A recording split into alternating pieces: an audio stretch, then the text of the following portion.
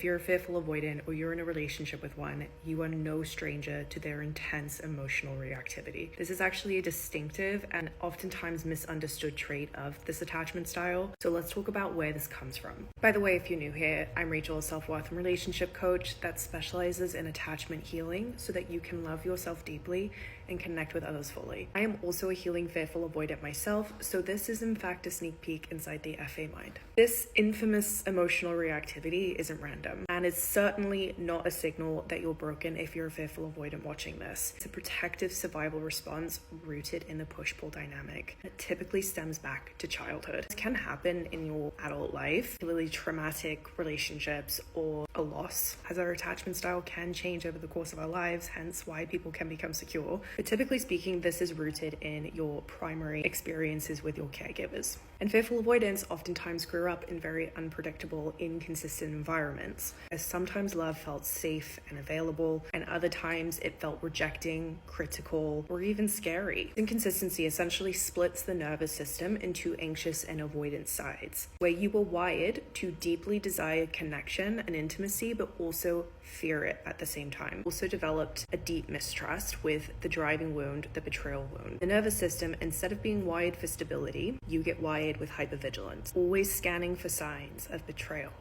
danger, threats to connection. Growing up, you couldn't always fight or flee your caregivers or your environment, right? So sometimes we had to end up using emotional intensity, crying, anger, isolation as a survival tool to be seen or protected. And over time, with enough repetition, the body learns that big reactions equals survival and protection. If I don't express strongly, then I won't be heard, I won't be safe, or I might lose this connection altogether. And as a fearful avoidant, the biggest need and desire within relationships is to be seen, heard, understood, and to trust our partner. If we feel like we aren't and that need is not being met, then you will notice that the fearful avoidant will make you hear them, will make you see them. The fearful avoidant nervous system is wired to be on high alert, so even subtle cues can feel huge. Like conflict, for instance, it's not just a disagreement, the nervous system.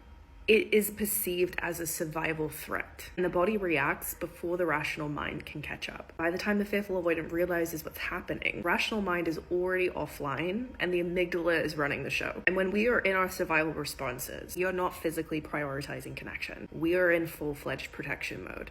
Maybe you felt misunderstood or unseen. Maybe there was a perceived rejection or criticism, a high-stakes conversation, broken trust, or trust that was shaky and not fully repaired. These are typically when you will notice that reactivity coming out. But here's the thing, this is also one of the behaviors that brings up the most shame for the fearful avoidant, because once the nervous system regulates again, the actual trigger oftentimes looks much smaller in compared to the response, which deepens the shame and reaffirms I'm defective, I'm too much. You already have this internalized message that your feelings are too much, they're overwhelming, they're inconvenient, or even dangerous. Other people seem to be able to stay calm, so your intensity must mean that you're broken. Then further fuels the shame spiral of lashing out, then punishing yourself, thinking you've ruined it yet again. But when our emotional and inner world feel too overwhelming and uncontrollable, we're responding only from our default survival responses. Part of that is because we actually lack the understanding and trust of what is happening in our body. If you're a fearful avoidant, listen to me, okay? You learn to protect yourself